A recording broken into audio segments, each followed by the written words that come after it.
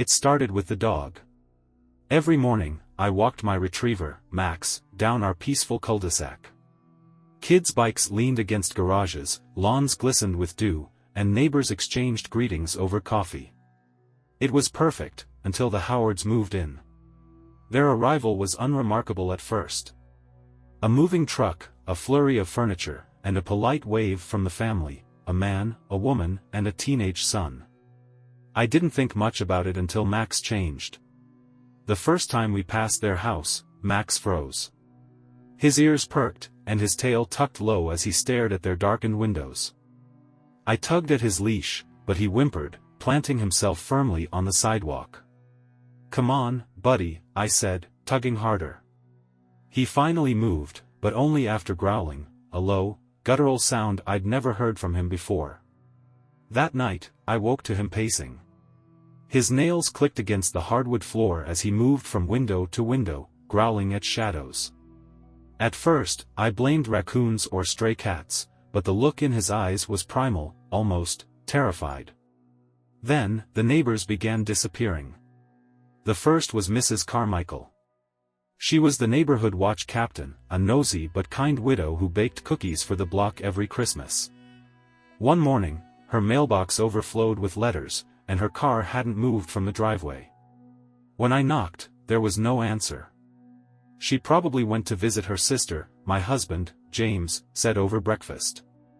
You know how she loves those spontaneous trips. Maybe, I replied, but the pit in my stomach told me otherwise. By the following week, 2 more families had vanished, the Duncans and the Mays. Their homes stood eerily dark, curtains drawn tight. No cars in the driveway. No laughter from the kids playing outside. Just silence. I tried asking the Howards about it. After all, their house was right across from the Duncans. When I stopped by, the teenage son opened the door. "Hi, I'm Emily from down the street," I said, offering a warm smile. "I was wondering if you noticed anything unusual lately. Some neighbors seem to be away." He stared at me, unblinking. His skin was pale, and his eyes seemed too large for his face. "They're gone," he said flatly. "Well, yes, but—" "Gone," he repeated, shutting the door before I could say another word. That night, I heard the scream. It sliced through the silence, sharp and animalistic. I bolted upright in bed, my heart pounding. Beside me, James stirred but didn't wake. I ran to the window, pulling the curtain aside just enough to peek out. The Howards' house was completely dark, but something moved in their yard, something hunched and unnatural. The porch light flickered on, and I caught a glimpse of it, a figure, impossibly tall and gaunt, with limbs that bent in ways they shouldn't. Its face was obscured, but its glowing eyes locked onto mine. I stumbled back, the curtain slipping from my fingers. "Emily?" James called groggily from the bed. There's something outside," I whispered. He sighed, rubbing his face.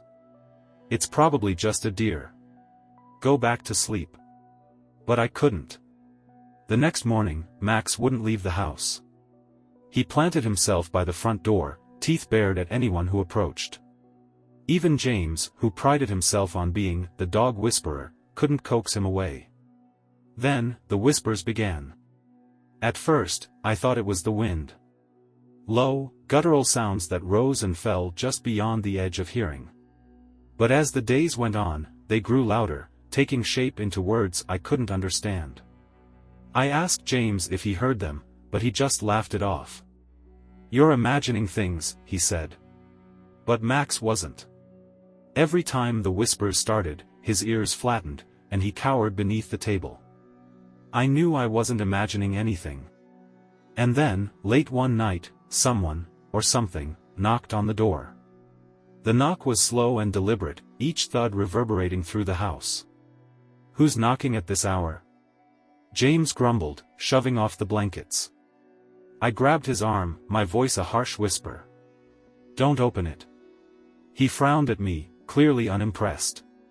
"It's probably just a kid playing ding-dong ditch. Relax." But Max growled from under the table, a deep rumble that made my stomach tighten. He never growled at strangers. Ignoring my protests, James marched down the hall to the door. I followed, heart pounding. The moment his hand touched the knob, the knocking stopped. See? Nothing to worry about. He swung the door open. No one was there. The porch light flickered, illuminating the empty driveway and the darkened street beyond. James leaned out, looking both ways. "Kids," he muttered. "Probably hiding in the bushes." "James, close the door," I urged, gripping his arm. "Emily, it's nothing. Please," I whispered. Something in my voice must have gotten through to him, because he sighed and shut the door, sliding the deadbolt into place. But as we turned away, another sound stopped us cold, scratching. It came from just beyond the door, like nails raking across the wood. Max barked, his growls turning frantic. My breath caught in my throat. "Okay, that's not a kid," James muttered, his bravado fading. I pulled him back, dragging him toward the living room. "Call the police," I hissed. James grabbed his phone and dialed, his fingers trembling slightly. As he explained the situation, the scratching grew louder, more insistent. Max barked again, pressing himself against my legs.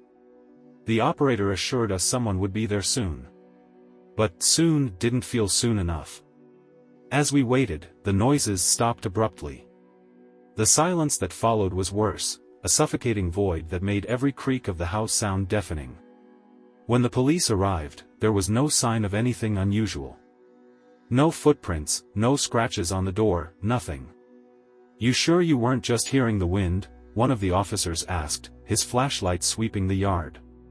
"It wasn't the wind," I said firmly. James stayed quiet, his gaze fixed on the driveway. The officers promised to patrol the neighborhood and left. We locked every door and window in the house, but sleep didn't come easily. The next day, I decided to dig deeper. At the library, I searched for anything that could explain what was happening. At first, I found nothing but old zoning maps and dry records about the neighborhood's development. But then I stumbled across a local folklore section. My eyes caught on a single word: Skinwalker. The article described them as malevolent shapeshifters from Navajo legend, creatures that could take on the form of animals or people to sow chaos. They were said to mimic voices, lure their prey, and feast on their souls. It sounded ridiculous. Mythical. And yet, I couldn't shake the feeling that it wasn't just a story. As I left the library, clutching a photocopy of the article, I saw the Howard boy across the street. He stood in his driveway, watching me with that same blank stare. For a moment, I considered confronting him, asking what he meant when he said the neighbors were gone. But something in his gaze stopped me. It wasn't the look of a teenager. It was something else, something ancient and predatory. That night, I barely ate.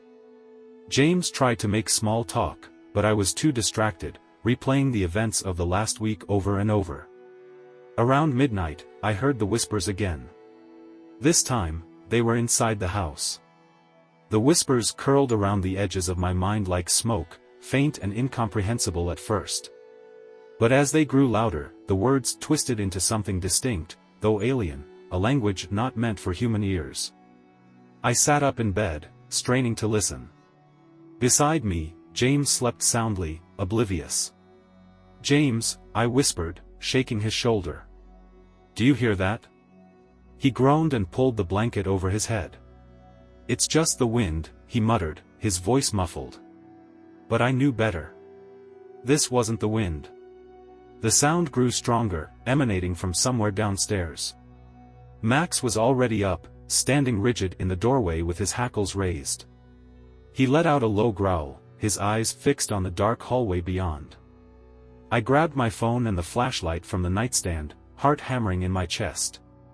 With Max by my side, I crept toward the stairs. The air grew colder as I descended, the whispers becoming more distinct. They seemed to come from the living room, where the moonlight cast long, jagged shadows across the walls. "Hello?" I called, my voice trembling. No answer. Max whined, his body pressed against my leg. He didn't want to go any farther, and honestly, neither did I. But something compelled me forward.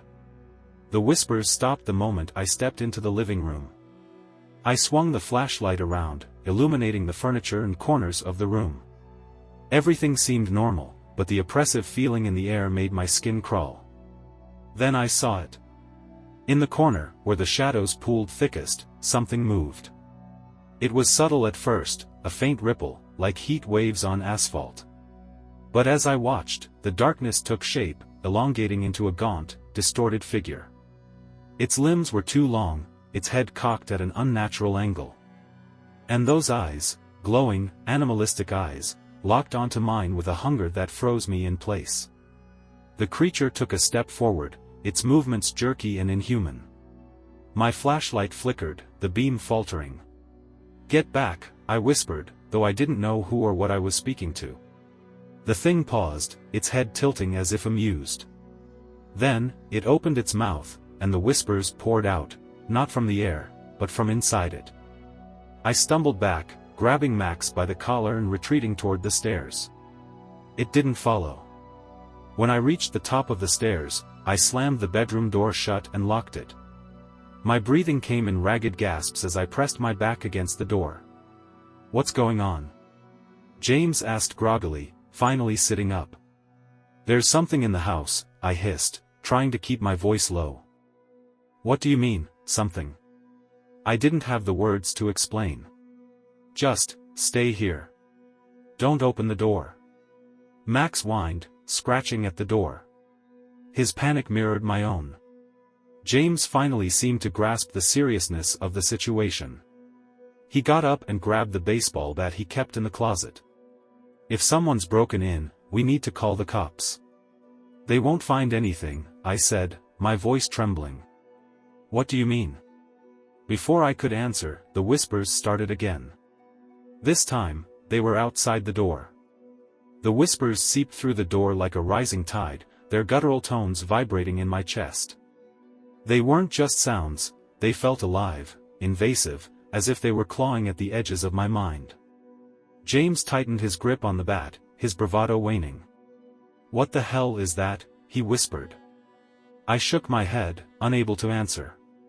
Max pressed against my legs, trembling, his low growl barely audible over the sinister murmurs. Then, the doorknob rattled. It wasn't a quick jiggle, like someone testing the lock. It was slow and deliberate, the metallic click echoing in the suffocating silence. "James, don't," I hissed as he stepped toward the door. He motioned for me to stay back. "If someone's out there, they need to leave. Now." Before I could stop him, he threw the door open. Nothing. The hallway stretched out before us, empty except for the faint flicker of the nightlight near the stairs. But the whispers hadn't stopped. They swirled around us, louder now, filling the air with their malevolent energy. And then we saw it, at the far end of the hallway. A figure stood in the shadows, its body hunched and wrong. It was like it didn't belong in the space it occupied, its limbs too long, its neck craned at an impossible angle. Those glowing eyes pierced the darkness, fixing on us with an intensity that felt like a physical weight. James froze, the bat slipping from his grasp and clattering to the floor. "Get back inside," I whispered, my voice barely audible. The figure took a step forward, its movements jerky and unnatural. The floor creaked beneath its weight, and the whispers rose to a deafening crescendo. I grabbed James by the arm and yanked him back into the bedroom, slamming the door shut. My hands fumbled with the lock, my breath coming in gasps. "What the hell was that?" James finally managed, his face pale. "It's not human," I said, my voice trembling. Max barked at the door, his fear turning into a desperate attempt to protect us. The whispers stopped suddenly, plunging the house into an unbearable silence. The absence of sound was worse, thick and suffocating, as if the air had been sucked from the room. Then came the knocking. It wasn't at the bedroom door this time. It echoed from downstairs, slow and deliberate, each knock reverberating through the walls. "We're not safe here," I said, grabbing my phone. James nodded, finally abandoning his skepticism. "We need to leave." But Max wouldn't move. He stood rigid, his gaze fixed on the door as if sensing something I couldn't. "Max, come on," I pleaded, tugging at his collar. He whimpered, his body trembling, but refused to budge. James grabbed his car keys. "If we leave now. With or without him." I felt a pang of guilt, but survival overrode sentiment. I kissed Max's head. "We'll come back for you. I promise." James pulled me toward the stairs, and we moved cautiously, every creak of the floorboards magnified in the oppressive silence. When we reached the front door, the knocking stopped. James flung it open, and we bolted to the car. The night air was cold and still, the neighborhood unnervingly quiet. As we climbed into the car, I glanced back at the house. Something watched us from the window. James started the engine, and the headlights illuminated the driveway. But as we reversed, the beams caught movement, a figure darting across the yard, impossibly fast. "Go, go, go!" I screamed. He floored the gas, and we sped down the street, the tires screeching against the asphalt. In the rearview mirror, I saw the figure standing in the middle of the road, its glowing eyes watching us disappear into the night. We didn't stop until we were miles away, parked in the empty lot of a 24-hour diner. "What was that?" James asked, his hands gripping the steering wheel so tightly his knuckles were white. I pulled the photocopied article from my pocket and handed it to him. "A Skinwalker," I said. He read the headline aloud, his voice barely a whisper, "Malevolent Shapeshifter Legends in the Southwest." Neither of us spoke for a long time. Then, I remembered Max. "We have to go back," I said. James shook his head. "We're not going back there, Emily. Whatever that thing is, it's not human. And it's not going to stop."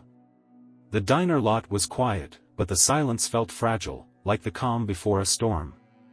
James sat in the driver's seat, staring out into the dark, while I clutched my phone, scrolling through articles about skinwalkers. Every account, every legend, painted a picture more horrifying than the last. "They don't just kill," I said, breaking the silence. "They torment. They mimic people, voices. They get inside your head." James didn't respond. His grip on the wheel tightened, his jaw set like stone.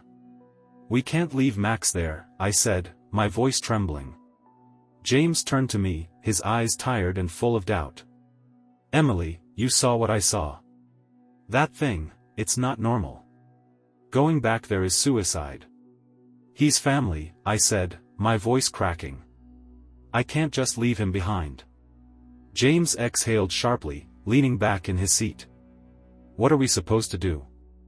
Walk back in and hope it doesn't rip us apart?" I didn't have an answer, but the thought of leaving Max alone in that house made my stomach churn.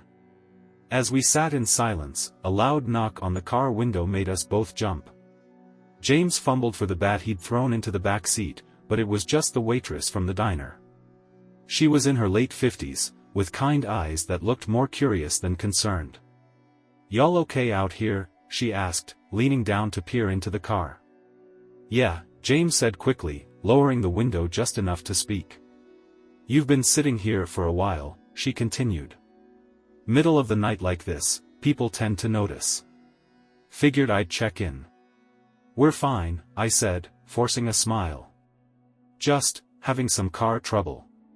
Her eyes narrowed slightly, like she didn't believe me, but she nodded anyway. "Well, diner's open if you need anything. Coffee's fresh." She lingered a moment longer before walking back inside, leaving us alone again. "We can't sit here all night," James muttered, rubbing his temples. "No," I agreed, swallowing hard. "We're going back." His head snapped up. "Emily. You saw it, James. Whatever that thing is, it's not going to stop. Not if we just run. We need to face it." "And what's the plan, exactly?" he asked, his voice laced with frustration. "Charge in with a flashlight and a baseball bat? That thing isn't human. You know that." I hesitated, my mind racing. The article said skinwalkers are connected to rituals. Old magic. If it's following us, there's got to be a reason. Maybe it's tied to the Howards. James stared at me like I'd lost my mind. You want to march up to the Howards' house and demand answers? That thing could be one of them. Then we'll find out, I said firmly.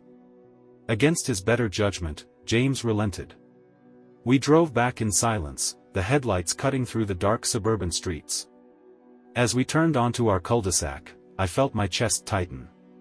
Our house loomed at the end of the street, its windows dark and lifeless. The Howards' house stood equally silent, its front lawn shrouded in shadows. Park here, I said, motioning for James to stop a few houses away. What now? He asked, gripping the bat. I pointed toward the Howards' house. We start there. We moved cautiously, sticking to the shadows. The night was eerily quiet, not even a whisper of wind to mask our footsteps. As we approached the Howards' house, I noticed the front door was slightly ajar. Did they leave? James whispered. I shook my head, stepping onto the porch. I don't think they ever did. The inside of the house was dark, the air thick with an acrid smell that made my stomach turn. I shone my flashlight across the entryway, revealing sparse furniture and walls covered in strange symbols, painted in a substance I didn't want to identify. What the hell? James muttered, his eyes darting around the room. The symbols were circular, interwoven with jagged lines and shapes that seemed to pulse faintly in the flashlight's beam. James, I whispered, pointing to the floor. In the center of the room was a large, shallow bowl filled with ash. Around it were scattered bones, some small, others disturbingly large. This is a ritual site, I said, my voice trembling. Let's get out of here, James said, pulling at my arm. But then, we heard a noise from upstairs. A soft, wet sound, like something being dragged across the floor. We both froze, exchanging a panicked glance. We have to check, I said. Are you out of your mind? But I was already moving, the flashlight shaking in my hand as I ascended the stairs. James followed reluctantly, the bat raised. The noise grew louder as we approached the master bedroom. The door was slightly open, a faint orange glow spilling out. I pushed the door open with trembling fingers. The room was a nightmare. The Howards were there, but they weren't alive, not in the way they should have been. Their bodies hung suspended in the air, their faces contorted in agony.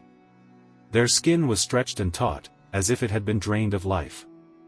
The source of the orange glow was a sigil burned into the wall, pulsating with an unnatural light. And standing in the center of the room was the Skinwalker. It was no longer hunched or shadowed. Its form was fully visible now, a grotesque blend of human and beast. Its limbs were unnaturally long, its fingers tipped with claws that gleamed in the dim light. Its face was a mockery of a human visage, its mouth filled with jagged teeth, and those glowing eyes bore into me with a predatory hunger. The whispers returned, louder and more insistent. They filled the room, drowning out my thoughts, my sense of reality. Run! James screamed, grabbing my arm. But I couldn't move. The Skinwalker took a step toward us, its gaze fixed on me. And then it spoke. Its voice was a chorus of distorted tones, layered and wrong. You cannot escape. James yanked me back, and the spell broke. We bolted down the stairs, the Skinwalker's laughter echoing behind us. As we reached the front door, it slammed shut on its own. No, no, no! James shouted, tugging at the handle. The whispers were everywhere now, the air vibrating with their power. The Skinwalker descended the stairs slowly, savoring our fear. In a desperate move, I grabbed one of the bones from the ritual site and hurled it at the creature. It stopped mid-step, its eyes narrowing. The symbols! I shouted. They're tied to it. Destroy them. James didn't hesitate. He swung the bat, shattering one of the painted symbols on the wall. The Skinwalker let out a shriek that rattled the windows, its form flickering like a bad signal. I grabbed a nearby chair and smashed another sigil. The creature staggered, its movements growing erratic. With every symbol we destroyed, it weakened, its form losing cohesion. Finally, James swung the bat at the glowing sigil upstairs, shattering the wall beneath it. The Skinwalker let out one final, piercing scream before dissolving into a cloud of black smoke. We stumbled out of the house, gasping for air. We stood outside the Howard's house, trembling in the cold night air. The street was silent again, but it was the wrong kind of silence, heavy and watchful, as though the very shadows held their breath. James leaned against the car, the bat still in his hand. His knuckles were scraped, and his breathing was ragged. "Is it gone?" I didn't answer. My eyes were fixed on the house, on its broken windows and the faint orange light still flickering deep within. The Skinwalker's scream still echoed in my ears, and I couldn't shake the feeling that we'd only bought ourselves time. "We have to check on Max," I said, my voice shaky. James groaned. "Emily, we barely got out of there alive." "He's alone, James." I snapped, anger and fear twisting in my chest. "If it's not dead, he doesn't stand a chance." He looked at me, then at the house, before finally nodding. "All right. Let's make it quick." The drive back to our house felt like an eternity. Every shadow, every flicker of movement in the darkness, set my nerves on edge. When we finally pulled into the driveway, I hesitated, staring at the front door. "What if it's in there?" I whispered. James tightened his grip on the bat. "Then we end this." I wished I shared his confidence. We crept toward the house, the porch creaking under our weight. The door was still locked, but that didn't reassure me. James unlocked it slowly, pushing it open with the tip of the bat. "Max?" I called, my voice barely above a whisper. No response. The living room was dark, and the air felt thick, almost oppressive. My flashlight swept across the room, landing on Max's bed in the corner. It was empty. "Max!" I called again, louder this time. A faint whine came from upstairs. I bolted for the stairs, James close behind me. The sound led us to the bedroom, where Max was hiding under the bed, his eyes wide with fear. He barked when he saw me, his tail wagging weakly. "Oh, Max," I whispered, kneeling to pull him out. He trembled against me, licking my hand frantically. "He's okay," I said, relief flooding through me. James exhaled, lowering the bat. "Thank God." But the relief was short-lived. The whispers returned. They started softly, like a breeze slipping through the cracks, but they grew louder with every passing second. Max growled, his body pressed against mine as his ears flattened. "It's here," I whispered, my stomach twisting in dread. James didn't ask what I meant. He grabbed my arm and pulled me to my feet. "We have to go. Now." We hurried downstairs, Max at our heels. The whispers seemed to follow us, coiling around the walls and filling the air with their sinister cadence. When we reached the front door, it slammed shut on its own. "Not again," James muttered, yanking at the handle.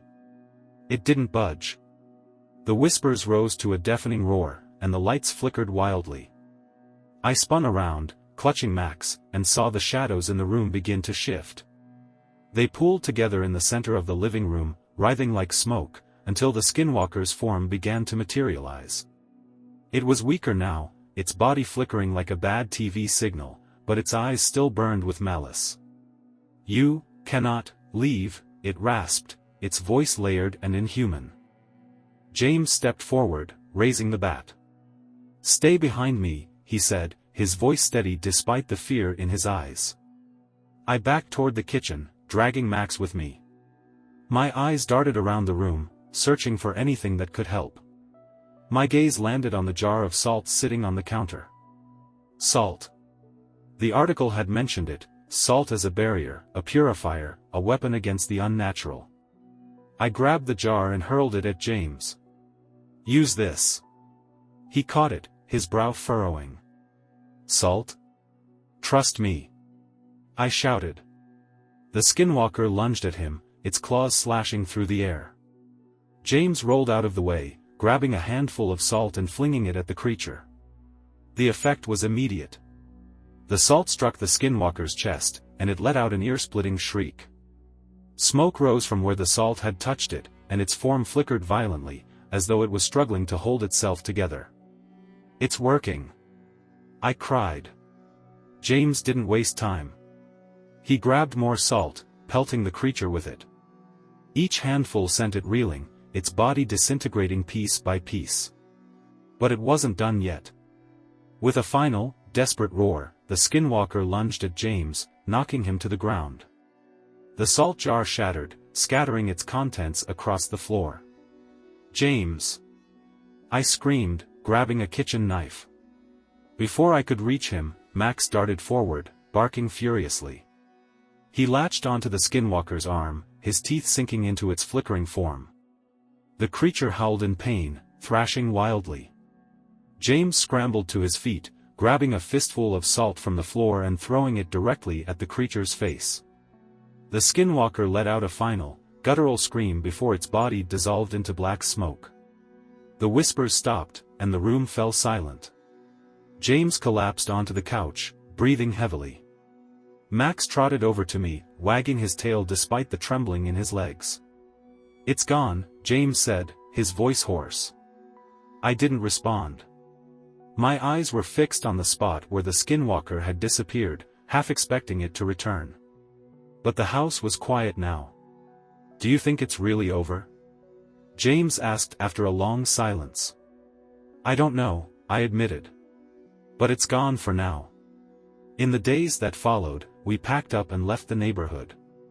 The Howard's house remained empty, and no one seemed to question their disappearance. The whispers never returned, but I couldn't shake the feeling that the Skinwalker wasn't truly gone, that it was waiting, watching, biding its time. Max stayed close to us, never letting us out of his sight. His presence was a comfort, a reminder of what we'd survived. As we drove away from the cul-de-sac for the last time, I couldn't help but glance in the rearview mirror. For just a moment, I thought I saw a pair of glowing eyes watching us from the shadows. But when I blinked, they were gone.